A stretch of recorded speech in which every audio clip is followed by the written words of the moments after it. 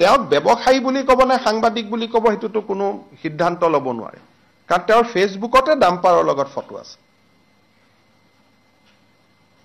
আপোনালোকে নিজে কওক আছেনে?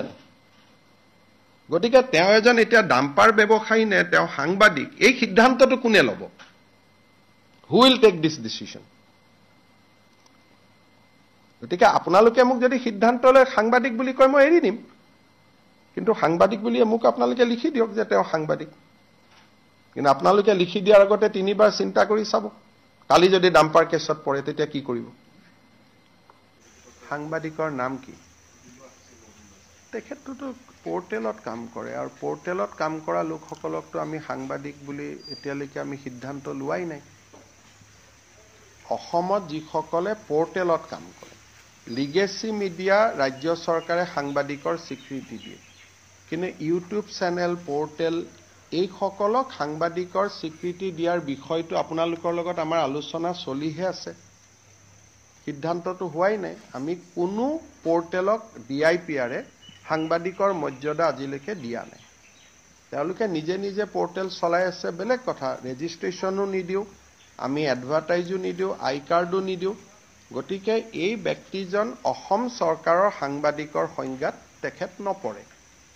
আমি অসমে এতিয়ালৈকে ইলেক্ট্ৰনিক্স মিডিয়া আৰু প্ৰিণ্ট মিডিয়াৰ জাৰ্নেলিষ্টকহে আমি সাংবাদিক বুলি ধৰোঁ, আৰু আন পোৰ্টেলসমূহক এতিয়ালৈকে সাংবাদিক বুলি আমি ধৰাৰ সিদ্ধান্ত লোৱা নাই, আৰু সেই বিষয়ে সাংবাদিকসকলৰ লগত আমাৰ আলোচনা চলিহে আছে।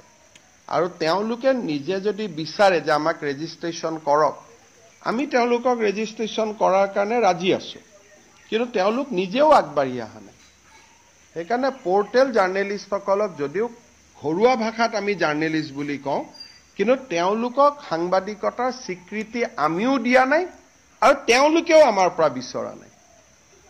গতিকে মই ভাবোঁ যে এইটো এজন ইণ্ডিভিজুৱেল ব্যক্তি, আৰু তেনেকেতো অসমত বহুত কেছ ডেইলি ৰেজিষ্টাৰ হৈয়ে থাকে, আৰু এখেত সাংবাদিক নে ব্যৱসায়ী তাৰো এটা দৃষ্টিভংগী আছে, কাৰণ তেওঁতো ডাম্পাৰ আদিৰ ব্যৱসায়ো কৰে। গতিকে এটা ব্যৱসায়িক কাৰণত গ্ৰেপ্তাৰ হৈছে নে আন কাৰণত গ্ৰেপ্তাৰ হৈছে তাকো জানিব নোৱাৰি। কিন্তু মই যিগৰাকী ব্যক্তিৰ নাম জানো, তেওঁৰ 4-5খন ডাম্পাৰো আছে, তেওঁ বিভিন্ন ব্যৱসায়ো কৰে, পাৰ্ট টাইম এটা চেনেল, এটা পোৰ্টেলত কাম কৰে, আৰু সেই পোৰ্টেলটো ৰাজনৈতিক ব্যক্তিৰ পোৰ্টেল। গতিকে এটা সাংবাদিকৰ ডেফিনেশ্যনত আহিব নাই, আমি প্ৰেছ ক্লাবৰ লগত কথা পাতিব লাগিব। প্ৰেছ ক্লাবে প্ৰতিবাদ কৰিছে, কিন্তু প্ৰেছ ক্লাবৰ লগত এতিয়ালৈকে সিদ্ধান্তই হোৱা নাই যে পোৰ্টেলক সাংবাদিকত ধৰিম নে নধৰিম। এতিয়া যদি তেওঁলোক আগবাঢ়ি আহে আমিতো ভাল পাম, কাৰণ আজিলৈকে আমি এডভাৰটাইজো নিদিওঁ, একো নিদিওঁ, আমাৰ লগত কোনো সম্পৰ্কও নাথাকে।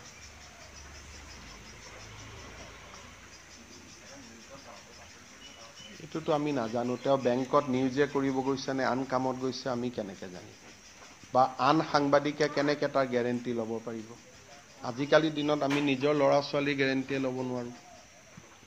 তেওঁ এটা বেংকত গৈছে, সাংবাদিকো নহয়, এতিয়া তেওঁ কি কামত বেংকত গৈছে বাকী সাংবাদিকসকলে তেওঁৰ হৈ কেনেকৈ ক'ব? এইটো তেওঁ ঘৰুৱা কামতো যাব পাৰে, নিজৰ কামতো যাব পাৰে, এইটোতো কোনেওতো ক'ব নোৱাৰে। প্ৰথম তেওঁ এজন সাংবাদিক হ'ব লাগিব স্বীকৃত, দ্বিতীয় তেওঁ কি কামত গৈছে এইটো আমি জানিব লাগিব। বাকী সাংবাদিকসকলে তেওঁৰ হৈ গেৰেণ্টি লৈছে, কিন্তু চৰকাৰেতো গেৰেণ্টি ল'ব নোৱাৰে। সাংবাদিকৰটো যদি সাংবাদিক এজনে গৈ কাৰোবাৰ লগত কাজিয়া কৰিলে তেওঁ এতিয়া এৰেষ্ট নহ'ব নেকি? সাংবাদিক এজনে কাৰোবাৰ লগত হুলস্থুল কৰিলে তেওঁ এৰেষ্ট নহ'ব নেকি? লিখা পঢ়াৰ ক্ষেত্ৰত এৰেষ্ট নহয়। যদি লিখা পঢ়া কোনো ৰাইট আপৰ কাৰণে আমি এৰেষ্ট নকৰোঁ, আপুনি মোৰ এগেইনষ্টত লিখিলে তাৰ বাবে আপুনি গ্ৰেপ্তাৰ নহয়, বা মই নকৰোঁ বা আমি কোনেও নকৰোঁ। সাংবাদিকৰ যিটো এটা ফ্ৰীডম আছে এইটো লিখনিক লৈ, কিন্তু কাৰ্যালয়ত গৈ কি কথা বতৰা পাতে সেইটোতো এটা বেলেগ ইস্যু হৈ গ'ল নহয়। সেইকাৰণে সেই মানুহজনকো সাংবাদিকসকলে শুনিব লাগিব। মই জানাত এতিয়ালৈকে সাংবাদিক সংঘ এপেক্স বেংকত গৈ মেনেজাৰজনৰ লগত কথা পতাই নাই যে আপোনাৰ তাত কিয় আহিছিল, কিবা বেলেগ কথাত আহিছিল, ঘৰুৱা কথাত আহিছিল, লোন বিচাৰি আহিছিল, লোন নিবিচাৰি আহিছিল, তেওঁ তাতে লোন বিচাৰি গৈছিল নে কি বিচাৰি গৈছিল সেই কথাখিনিতো সাংবাদিক সংস্থাৰ প্ৰতিনিধি দল এটাতো এপেক্স বেংকত যাব লাগিব, দুই পক্ষতো শুনিব লাগিব। এতিয়ালৈকে কোনোৱেও যোৱা নাই। মইতো নাজানো, আপোনালোক তাতে এটা প্ৰতিনিধি দল, তেওঁক হয়তো প্ৰেছ ক্লাবত মাতক, এপেক্স বেংকৰ মেনেজাৰজনক, নহ'লে আপোনালোক যাওক, সাক্ষাৎ কৰক। এনেকে সুধিলেতো সঁচা কথাটো ক'ব দিগদাৰ। চাহ একাপ খাই কথাখিনি বুজি আহক, দুই পক্ষ শুনাৰ পিছত সিদ্ধান্ত লওক। কাৰণ তেওঁক ব্যৱসায়ী বুলি ক'ব নে সাংবাদিক বুলি ক'ব, সেইটোতো কোনো সিদ্ধান্ত ল'ব নোৱাৰে। কাৰণ তেওঁৰ ফেচবুকতে ডাম্পাৰৰ লগত ফটো আছে।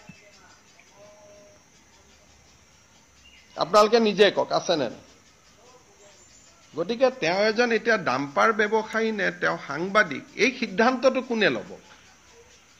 হু উইল টেক দিছ ডিচিশ্যন? গতিকে আপোনালোকে মোক যদি সিদ্ধান্ত লৈ সাংবাদিক বুলি কয়, মই এৰি দিম। কিন্তু সাংবাদিক বুলিয়ে মোক আপোনালোকে লিখি দিয়ক যে তেওঁ সাংবাদিক। কিন্তু আপোনালোকে লিখি দিয়াৰ আগতে 3বাৰ চিন্তা কৰি চাব, কালি যদি ডাম্পাৰ কেছত পৰে তেতিয়া কি কৰিব। সেইকাৰণে মোক এখন আপোনালোকে লিখি দিয়ক সাংবাদিক বুলি, আপোনালোকে তেওঁৰ ওপৰত দায়িত্ব লওক, এতিয়াই এৰা যাব। এতিয়া যদি প্ৰতিদিন DUI অমুকৰ সাংবাদিকসকলে আহি কয় যে এইখন আমাৰ কাৰ্ড, আমি সাংবাদিক, তেওঁতো যিটো পৰ্টেলত আছে তাততো আমি জাৰ্নেলিষ্ট কাৰ্ডো নিদিওঁ, পৰ্টেলততো আমি আনাই নাই জাৰ্নেলিজিমৰ ভিতৰত এতিয়ালৈকে। যদি আপোনালোকৰ কিবা আছে, আপোনালোকে যদি তেওঁৰ দায়িত্ব লয়, মই এতিয়াই ৰিলিজ কৰি দিম যে তেওঁৰ কোনো ব্যৱসায়িক কথা বতৰা সকলোতে আমি দায়িত্ব ল'ম বুলি আপোনালোকে মোক কৈ দিয়ক। মই 1 ছেকেণ্ডত মই কৈ দিম যে তেওঁ সাংবাদিক এৰি দিম। কিন্তু সাংবাদিক বুলি কোনোবাইতো কওক। মোলৈকেতো এতিয়ালৈকে এখন চিঠিও অহা নাই যে তেওঁ সাংবাদিক বুলি। নে কি মই ভুল কৈছো নেকি? কোনোবাই জনাই দিয়ক মোক সাংবাদিক বুলি, তেতিয়া তেওঁক আমি এখন লাইচেন্স দি দিম আৰু যে আপুনি ডাম্পাৰৰ বিজনেছ কৰিলেও, বেংকত গৈ জবৰদস্তি লোন খুজিলেও আপুনি সাংবাদিক বুলি আপোনাক ট্ৰিট কৰিম। দেশত মুখ্যমন্ত্ৰী, মন্ত্ৰী এজনেও গৈ যদি বেলেগত ক'ৰবাত ধমকি দিয়ে, তাকো কোনেও ৰেহাই নিদিয়ে। আইনে কাক ৰেহাই দিব? লিখা পঢ়াত ৰেহাই আছে, মুখ্যমন্ত্ৰীৰ বিৰুদ্ধে লিখাৰ কাৰণেতো কাকো এৰেষ্ট কৰা নাই। পুলিচৰ ৰিপৰ্টটো আহিছে যে তেওঁ শিডিউল ট্ৰাইব সম্প্ৰদায়ৰ বড়ো বুলি ব্যক্তি এগৰাকীক খুব ঘৃণনীয়ভাৱে ব্যৱহাৰ কৰিছে। আৰু দ্বিতীয় ৰিপৰ্টটো আহিছিল যে তেওঁ বেংকত এটা বৃহৎ পৰিমাণ টকাৰ লোন দাবী কৰিছে তেওঁৰ ব্যৱসায়িক কাৰণে। ইয়াত লিখা পঢ়াৰ লগত কথাটো জড়িত নাই, যিটো পুলিচৰ ৰিপৰ্ট। আৰু আজি বড়ো বোলা ব্যক্তিগৰাকীয়ে 164 ষ্টেটমেণ্টটো দিছে কোৰ্টত যে মোক অবাইচ ভাষাত গালি গালাজ কৰা হৈছিল বুলি। কালি বেল দিলে, কিন্তু আৰু 2-3টা কেছ আছে তেওঁৰ ওপৰত। গতিকে পুলিচে গোটেইকেইটা কেছতে গ্ৰেপ্তাৰ কৰিব আৰু গোটেইকেইটা কেছতে তেওঁ বেল ল'ব। কাৰণ তেওঁ ওপৰত এটা কৰিলে, তলত আহি এটা কৰিলে। আৰু গোটেইকেইটা কেছে সাংবাদিকতাৰ লগত জড়িত নহয়। লিখাৰ কাৰণে তেওঁক এৰেষ্ট কৰা নাই, সেইটো ভুল ভাবিবই নালাগে। মইতো আজিও কৈছোঁ, আমাৰ ওপৰত যিমান লিখে লিখক, লিখাৰ কাৰণে অসমত কোনো জাৰ্নেলিষ্টক কোনেও এৰেষ্ট নকৰে।